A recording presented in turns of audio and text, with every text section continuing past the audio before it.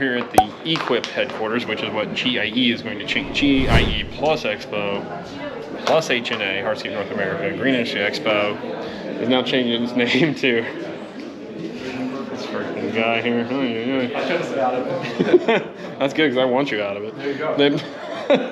But the show is changing its name to Equip now, and but we're also touring the office here and cool new digs here for the whole facility, and we're kind of also getting some ideas for our new facility. I like this as you come in the door here, so that's something I want to do in the office.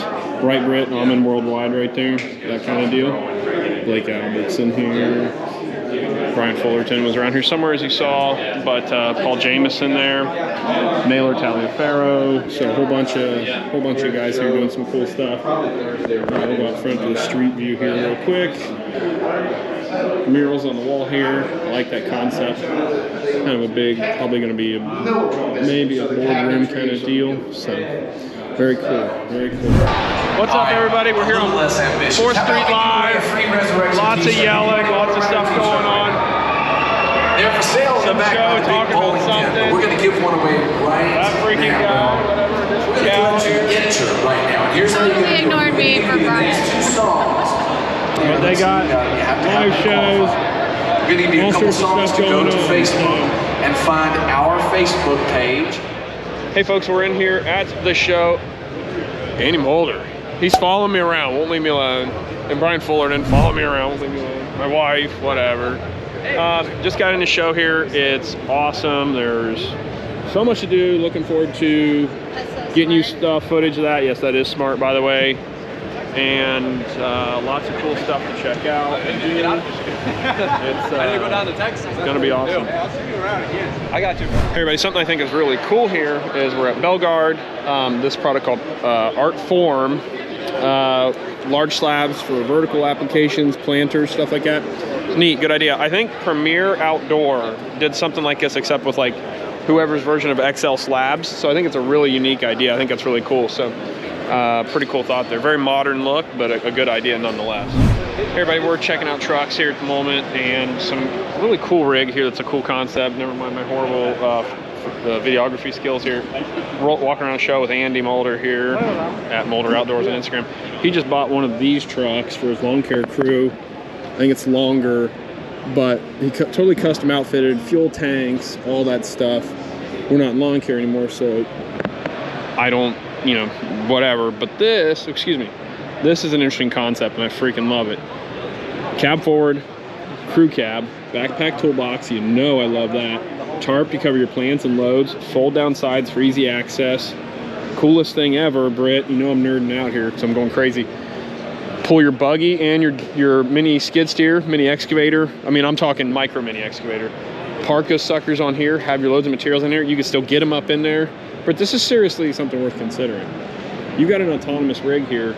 You know, our 4300, if we could figure out the ramp setup, we could run stuff up on the 4300, like this, the small stuff. Figure out what the actual price is. Right, but you know, if this truck were 60 grand, you're gonna spend that much on a lesser. I think 60 grand would be a fair price. Would be reasonable. So I like this. This is like your dream installer's rig with buggy, mini skid, mini, you know, I mean, you can run all sorts of, this is probably heavy duty enough. You maybe could run like our T595 in there that weighs 8,000 pounds. Maybe it's got 4-ton capacity, maybe. Probably gonna max it. I can't see what, I don't know what model this thing is. Look up the net payload, you know, capability. But yeah, this is amazing. So super cool rig, really love this concept. Also, another thing here is this capacity up here to store wheelbarrows or pipe or whatever. Oh, well, you got all these guys' stuff in here. It does dump. The nice lady said this dovetail comes off in about 5 minutes with one person, and now you've got a dump truck. So you can get your machinery on site, and then it's got about a 10,000 pound payload. So, and then also you can put a 10,000 pound trailer on it and be under CDLs in a lot of states. $82,000 as built. So it's a big investment, but you're going to spend on an F550 dump truck about $55,000-$60,000 anyways. That doesn't have near the capacity of this thing. Now we can argue how well it tows and all that horse crap. I don't care. I can get my crew on site. I can have my mini skid steer and buggy here, dirt, plants, mulch, and still be under GVW, which is super cool. You can haul a skid steer. You can tow it. Oh yeah, you can pull a skid steer. Now you get over skid steer, you haul. Yeah, you get over 10,000 pounds towing, then you get into CDL category. So in Ohio and most federally recognizing areas, I think it's 26,000. So you don't want to get in trouble with that stuff. But pretty sweet. I love it. In my eye. We're gas in the eye? No. Oh my gosh, get the eye wash. We're here at the Toro booth outside, and everybody, now I get the Red Bull thing. By the way, devil's drink, don't drink it. No, it's Monster. Well, no, if you turn it this way, it looks like a demonic bull god.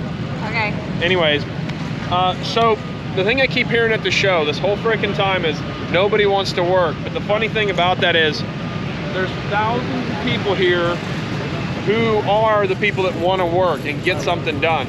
So I think it's an interesting dynamic of like, what does nobody want to work mean? I think a quick part of that is it means that there are people that want to work, but there's a lot of people now that want to be entrepreneur based, right? I think it's a big thing. So when we say nobody wants to work, everybody here more or less wants to work, right? So it's an interesting thing, and I'm still formulating this idea. That all being said, outdoor here, outdoor demo day, let's go over the buggies and all that stuff. Man, I hope it doesn't rain. That's gonna make this suck. We just talked to him. It's a father-son duo out of Monticello, not Monticello, Monticello, Indiana. And we're here at the Toro booth. We do some things with Toros, you may or may not know. Yeah, so we're here looking at little dingoes, the mud buggy, as you know. Now, I'm gonna be very honest and forthright here. I do not like these controls. The controls on that one are way better. That guy just stalled it out, ouch. And we were talking about this thing. So I hate that this thing blows dust straight down. It drives me freaking crazy. Otherwise, very comfortable to operate. Very stable because the tracks are really long, but the tracks are narrower, so you don't get as much flotation side to side.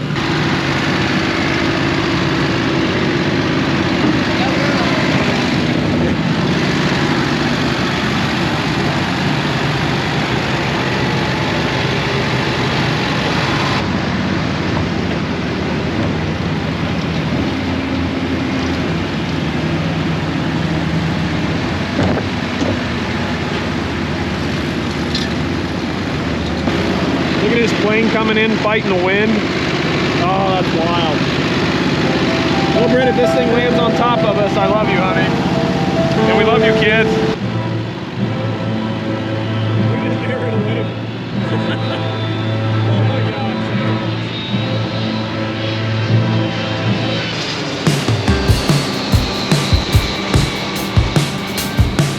That's just awesome.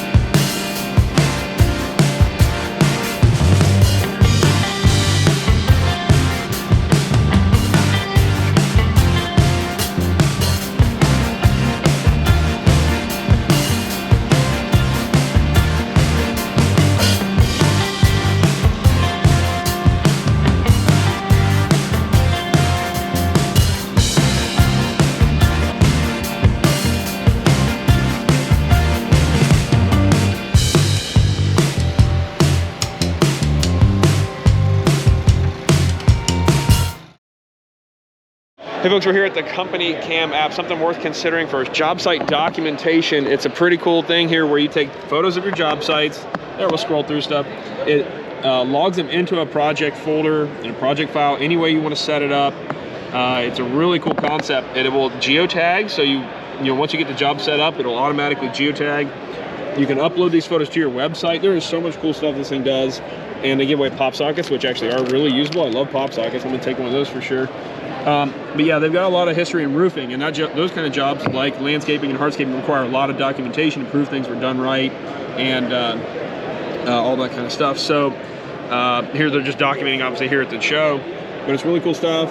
Company came app, we have some sort of link that I don't know what it is, but it's like companycamapp.com/Auman or something, I don't know. But give that a shot, and just super cool stuff, really worth checking out. Great job site documentation. You can, one of the cool things too, by the way, is I can take a picture on my phone of a job site, right? Photo, and then I can easily doodle on that, put it in the online cloud thing, and my guys can look at it and see that doodle really easy when I need to give them enhanced or faster. Okay, let's do that there. Okay, I can take a photo for you. Yeah, let's do that.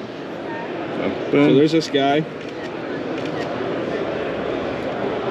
Yeah, so look how easy that doodle thing is. I'm gonna get this up right there. Circle that. We have these pointers pretty popular that allow you to zoom in, and then you can also tag notes here. So I can say, Kelly's a loser, and then all of those will sync across your whole company. Yeah, so imagine how, like, when your guys need a detail or an update on a project, and you can get that photo really quick. Yeah, and look, and so this will be visible to all your guys on their own phones, on their apps, and you can call out who's the loser in the crew or whatever, or like, hey, this rock we actually need over here, whatever. It's faster than taking a photo, put it in your phone, getting markup done, draw that, copy it, save it, send it in a text, all that. But this is now in that job file, so guys can always reference that. It's really sharp stuff. I like it a lot. All right, thanks guys, appreciate it. Hey everybody, we're passing through the steel booth here. It's a little after hours, kind of sneaking through here, but I want to show you a few cool things here, especially in the battery-powered realm of things. And all their battery stuff is a 36-volt battery, which is really interesting because I'm used to the Echo 56-volt stuff. These little cutoff saws like this, really handy. Oh, I got a camera person now. Again, we're back being fancy. Put a diamond blade on this. My guys will not use these asphalt fiber blades or whatever these things are. They've seen too many of the Instagram pages where these things explode, land in people's faces and eyes and stuff.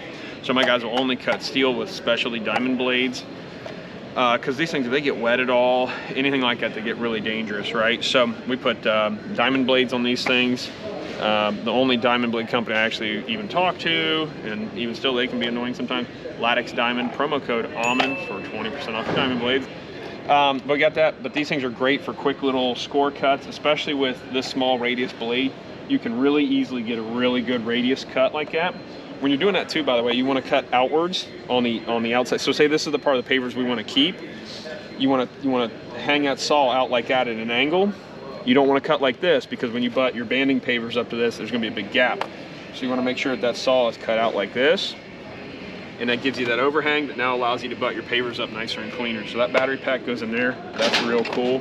I like that a bunch. I'll run through the trailer real quick. Kind of an interesting thing here. They're running a lot of Bluetooth stuff in here. So, you can inventory with built-in Bluetooth stuff. How you doing? It's these things. Yeah, they've got, add-on trackers, and then some of these things have internal Bluetooth stuff that you can use and manage and keep track of what all is in your trailer or on your truck, whatever. It'll tell you how, what the battery life on it is. Yep. So you can tell, what needs charged at the end of the day. And well, the battery cells themselves probably have, they've got their own little... But yeah, as an owner though, if you're in the office or whatever, your guys have already gone home for the day, and you're like, crap, nothing in the trailer's charged. Yep. And also you can track hours on the machine through those apps and stuff like that. So that's real cool. It's overheating, and you can try to figure out why. Yep, exactly. You got all these battery packs here that you can charge multiples on. Available in the spring. It mounts to the wall. Yeah, this box will mount to the wall like a Milwaukee pack out, so you could set it in the wall, strategically placed. You could also wire your trailer up with something I want to do with my hardscape trailer that we've got. But you could wire in outlets in here, have an electrician or somebody knows what they're doing to it. But you could wire in outlets in here that we then run to the front plug of the trailer that you would plug in every day as if you were charging a dump trailer or something like that. The solar panel technology is not there yet exactly where we can have a solar panel on top of this thing charging the stuff as we're rolling down the road. I think it's coming, just not there yet, maybe a long time. So that's that, I think, right? We had Brian here. He ran through it. I'm gonna throw you on here. He walked us through his whole trailer. I probably butchered everything he was telling us about. No, you're doing good. I love the prototype battery pack there. Oh yeah, there's a battery sprayer here. That's pretty cool, especially if you do a lot of spraying. No more arm fatigue. I know that sounds ridiculous, but if you're walking a large property, that's cool. And any fatigue you can drop in your business, you're going to be ahead for it. You don't want your guys gassed by noon. All these things that require so much energy to be expelled, if you can reduce all these little things, it adds up to big savings in labor through the whole day. So there we go. We got this Steiner, beautiful machine. We're supposed to have one of these in a while. I don't know when. I can't wait to have this thing in my possession. It is. We got a lot of hills. This is a. Oh! It's a flail mower. I didn't know they had a flail mower. Holy cow! That's freaking awesome. So they had the rough cut ahead of this, which is the big deck with super heavy duty mower blades for bush hogging and that kind of stuff. Which actually, this is the rough cut here, I believe. Okay, yeah. So this is a rough cut mower. It's made for running over. They say if it'll push it over. This isn't Steiner saying this, but I've heard if it'll push it over, it'll chop it up. That's pretty cool. They're super heavy duty. They're super protected. That's super cool. Yes, sir. This is the rough cut, correct? Sir, this is the rough cut dash? Yes, sir. It is. And I wasn't aware they had a flail mower now. So that's super cool. That's super cool. I'm really excited about this flail mower because that's going to really enhance the ability and capability of mulching up material on a hillside, saplings, junk like that. Snow throwers, super versatile machine. I used to see a front end loader kit for it, but they must have gotten done with that. But all sorts of control. You know, you got hand control for your traction, 4 foot, and then all your toggle controls for your attachments, hydraulic takeoffs, all sorts of stuff. Just tons of versatility there. Bobcat now has the actual Bobcat, not Bob Dash Cat. Actual Bobcat has mowers now. Super cool looking stuff. It looks like a Bobcat skid steer, right? That's how much cooler can it be? The white might get a little dirty, I don't know, but it's super cool looking. That's all that matters, right? I mean, that's all that matters at the end of the day. Not really. Those are beautiful machines. We might as well run through the Bobcat booth, huh, Britt? But yeah, sharp looking machines. I love that Steiner. Can't wait to get that thing on a hillside and dominate some hills mowing. Sweet. We got a Bobcat E35. So we're talking about Caterpillar and the E35s, and you know everybody's nomenclature, right? So an E35, I don't know if the E means excavator or not. I have to check with Bobcat on that. But I do know that the 35 is a 3.5 ton machine. So that's pretty equivalent to our Caterpillar 3035 that we own. That's really cool. You can do all sorts of stuff. Put augers on there, planting trees, whatever. Put a tilt rotator on these things. That's also the way to go. Oh, the Bobcat tractors are back. I wasn't aware of that. That's why it's good to come to these shows. You know what's going on, right? Oh, lots to talk about. Lots going on. The tool cat's super cool. Imagine how handy that'd be, Britt, right? Here's a big mower on one of these little.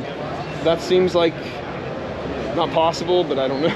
They got it on there, so it must be. What is it? It's like the Auman or whatever type deal, but yeah, it's center articulating, that kind of deal. Same deal, just this big brother here. So we got little baby brother, big brother, articulating loader here.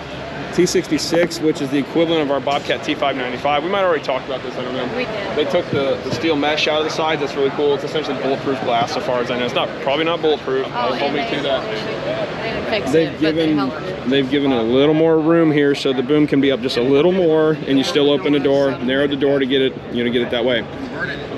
It's not fixed. It's not. They got to work on that door situation because you can't have the attachment up at all and open the door. It's a huge shortcoming on the machine. Bobcat probably hates me for saying that, but it's the truth. We got to figure that out. Rest of the machine, great looking machine, super cool. Hey, we're here at the Element booth. Element, you know we use it. Maybe you do, maybe you don't. Landscape Management Network. It's in estimating, budgeting, bidding, billing, routing, software, all that stuff, invoicing, all that stuff. Does all that stuff. The 3 things we focus on with Element here, I don't even know what sign is, whatever. But the 3 things we focus on that's really changed our business is budgeting, because it helps us figure out what we need to charge for the business to make a profit, to make a living. Profit, by the way, is what's left over after everyone and everything is paid. That's the number 1 thing to remember when it comes to what profit really is, right? Number 1 thing. So then it helps us build better estimates, right? All the assets we put into the budgeting, estimating software and all that stuff, we then are able to put into estimates. So if a certain truck is going to that job, or we plan on, and a certain machinery and all certain tool sets and all that stuff are going to that job, we can allocate that based off its genius tool calculation thing. It tells us what we need to charge on that job for those tools. So then we put in the man hours on it. That's super cool. Now we've got a labor rate, all that stuff in there. we put together a really nice proposal, send it to the client, awesome, Yeah, like it, all whatever. the forms in there are great. Forms are amazing. Holy cow, forgot about the forms. Next thing then, we transfer upon like approval, we transfer them to our LMN timeout. Our guys, when they're on that job, they clock into that job, and then it tracks that job to the minute, how many man hours are on that job. That helps us figure out for job costing, figuring out what we've really got. We can look on the computer in from anywhere in the country, see what our guys are doing, what the progress is on the job, how many man hours are on it. It helps us track the job, helps us bid future work better because we know what the man hours are on the job. Big deal. We love it. We've been ambassadors for LMN for 2 years now. We paid for it for like 8 months prior before they brought us on board for that stuff. If they kick me off the program, I get back to paying for it, just so you know. Don't tell LMN that. Don't tell them that. But we would go back to using it, paying for it, because again, we're ambassadors, and I guess that's a perk of it, whatever. But that's what we do. We love it. It's a solid thing, and to give away koozies. And the people are my nice. God, what Like, more? I The think staff the people is actually good. believe Yeah, in the helping staff the company, cares. They're so. good. Like this guy, Adam Morka, taking my picture right here. Mark Bradley, the founder, brilliant guy. Love watching him. We are probably the worst hardscapers here because we didn't even make it to the outdoor showroom before they closed it No, down. look at this. This is, well, oh, yeah, okay. Our Yeah, time they're is bad. taking They're tearing it the down. whole thing They're not down. supposed to be tearing it down yet. I'm gonna go home. I don't blame. I don't fault them for that. Here's the hardscape place. So what was left of it? Here we are at the Hardscape North America area, as you saw, setting up a bunch of stuff. Everybody's tearing stuff down, but this is the Hardscape North America Installer Championship. So it's a timed event. They get to make all sorts of creative stuff in the succeeding 2 people. and the succeeding rounds. 2 people. I think this is like the freestyle portion of it. You can do whatever, but all sorts of cool stuff going on here. Talent. Here's a display stage. Points. A 4-point difference is the Virginia gentleman. Gotcha. All sorts of creative stuff going on here.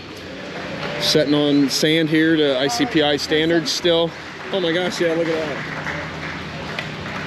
Crawling up out of there. So some real cool creativity of just some 4x8 brick and then the shoebox style stuff there. So all sorts of compaction equipment here to test out and try and run around with all this clean stone. Loading up and getting the heck out of here, huh, man? I don't blame you. Everybody, this is Dick Ansley. Oh, no. Huge inspiration to me in college. I did horrible in his classes, but I listened. And Dick, you've been so good, man.